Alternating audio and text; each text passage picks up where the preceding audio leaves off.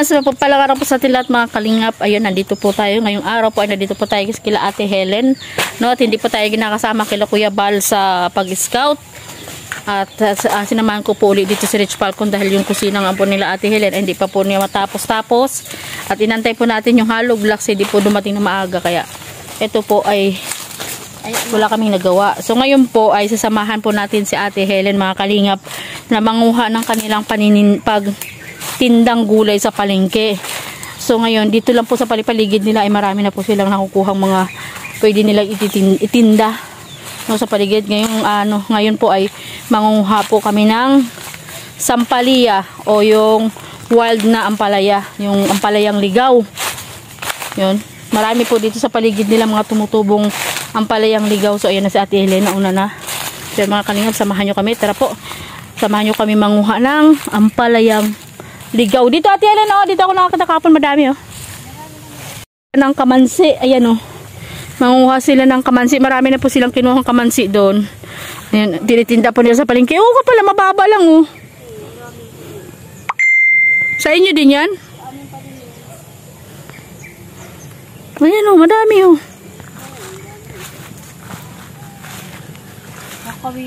Ayan oh. Mga ugob, marami na po sila doon na na nakuhang mga panindang kamansi. Ayan, sa atin ay kamansi. Ayan, Ayan. Magkano Ate Helen ang benta sa ninyo ng kamansi? 4.20. 4.20? 5 piso isa? 5 piso po isa. No? 5 piso po isa. Grabe po mga kalingap, no? Tapos, 20. 20 po ang pako. Ayan o. Santali daw ng pako. Ay, madami po ditong pako kahit tag-init.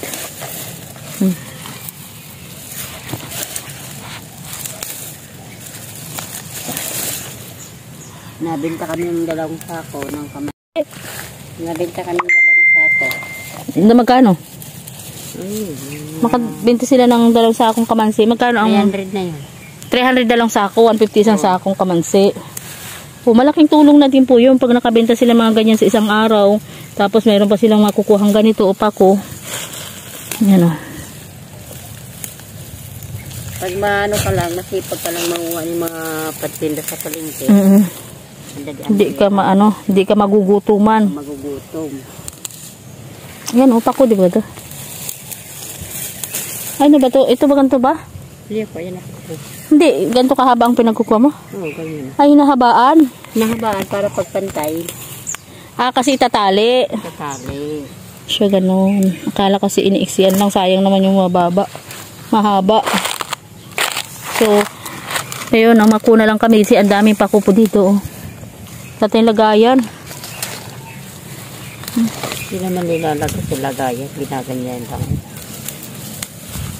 Ay, ang daming pako. Alam ko marami pako dito. Maya pa po kami pupunta ng church dahil may practice po si Rich Falcon. May practice po ba po Yaris bukas? Oo, bukas ng hapon. Ate Helen,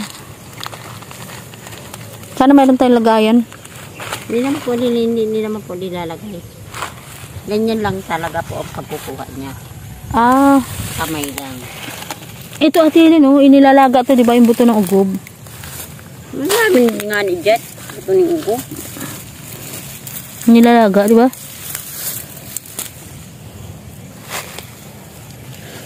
Walang inang. Sino pong gustong bumili ng pako? Order na po kayo. 20 po isang tali.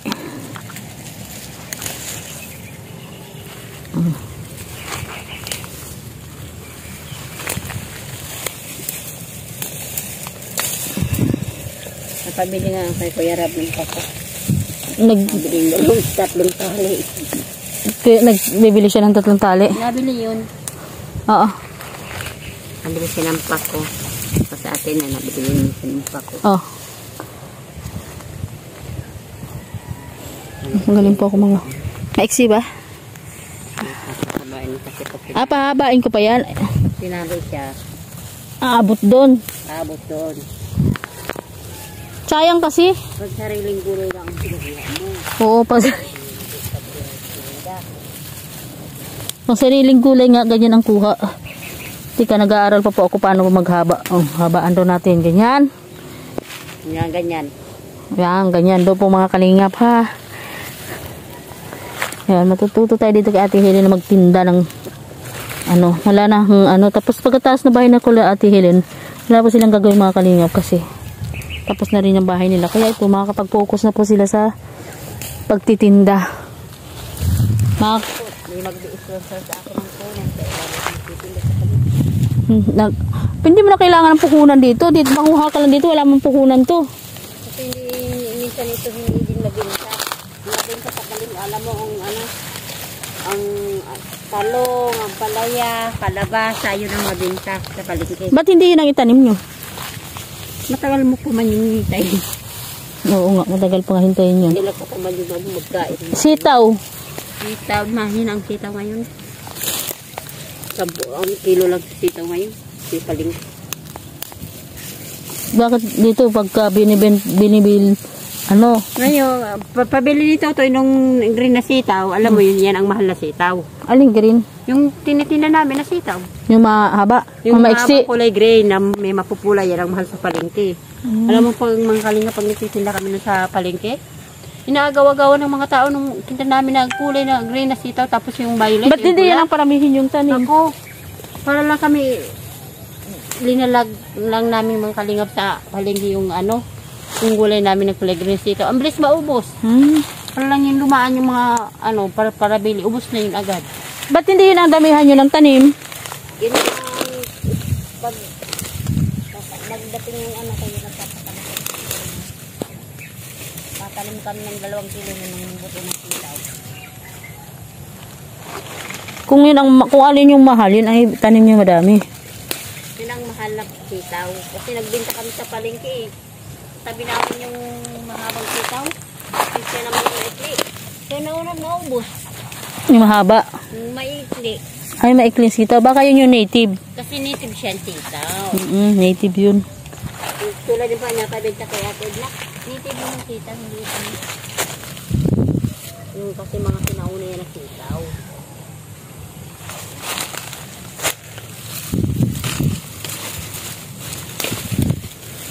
Kasi masarap na kahit ilagay mo lang sa ibabaw ng sunay.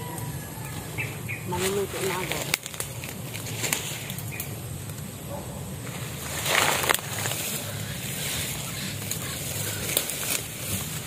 Sus, dito pa lang po kami paikot-ikot sa isang lugar na ito. Napakadami na namin nakuha. May mga langka pa dito. Dati tanim malalim po yan. Lahat yan doon. Mapunta doon. Taniman pa namin yan. Doon sa doon. Paano tong langka na ito? Bibenta din naman to. Hindi kayo nagbibenta ng langka? Bibenta din namin sa palengke. Ginugulay. Binabalatan niya? 30 ang kilo ng langka. Nalitan sa balat. Binalatan na? Binalatan na 30.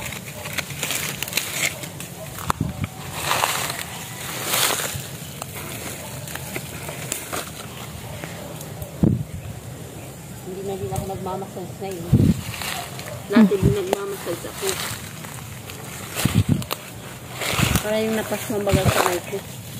Kaya nga. Yung kakapit na din. Mga bata naman.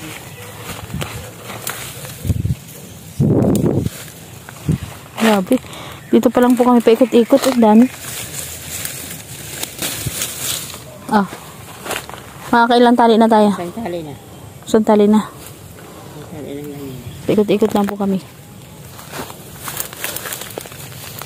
Isang tayo. Ka 20 pesos na tayo. May 20 pesos na po kami. 20 pesos na kami paikot-ikot.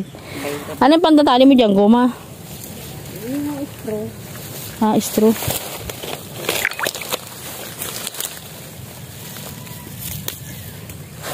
Hahabaan.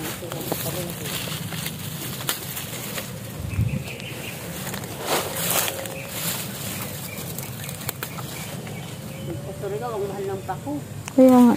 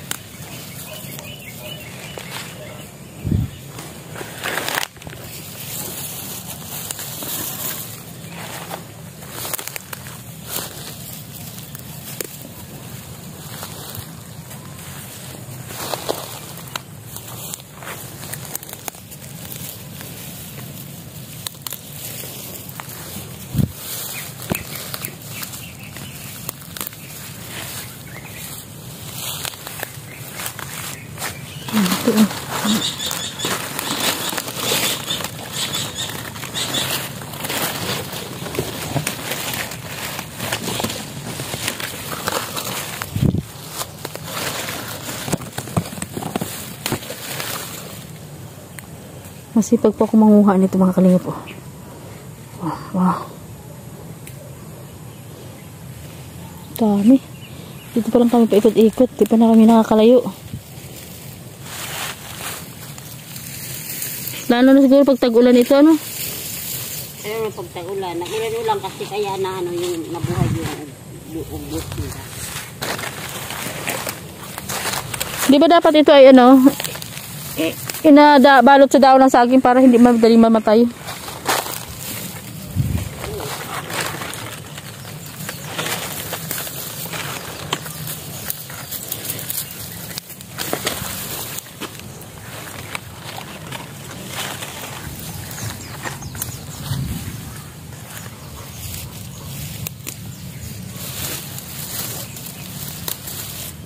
Dati na, nag-iisa lang ako nagtitinda.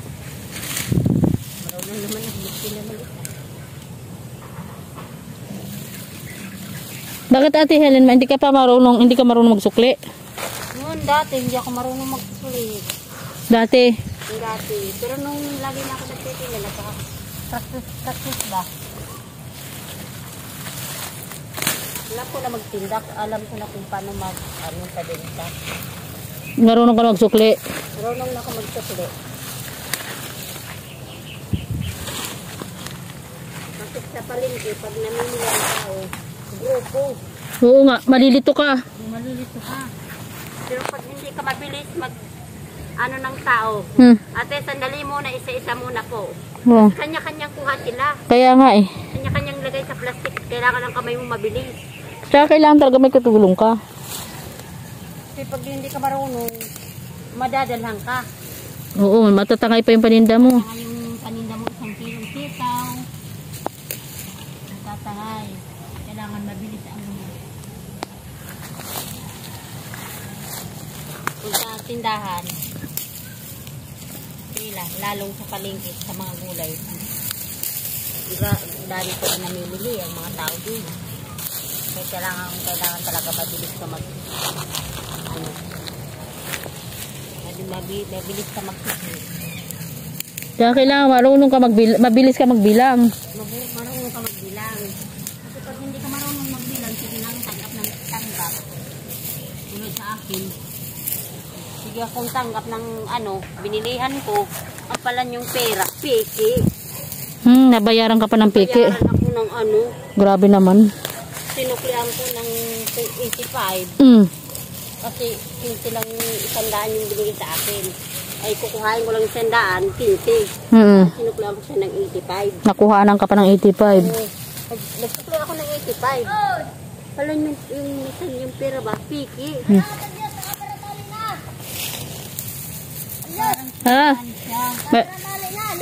Meron na akong tali. 5 tali na. Pag hindi ka mabilis talaga sa pag susukli. Wala ka talaga. Hindi ka talaga mabubuhay. Alam mo bugis na. Nakadalawa na itong ako. Pag hindi mag-discarte, wala din. Kailangan mo. Kailangan talino. Dapat si Junjun lagi may sama. Si Junjun taga-sukli. Marunong. Ano mo na usuklian? Siya nga, samahan mo lagi si mama mo magtinda. Sige, papa man kasama niya. Meron ako doon, napaka mo yata. Ano ito eh? Ayun o. Ito. Parang kagil eh.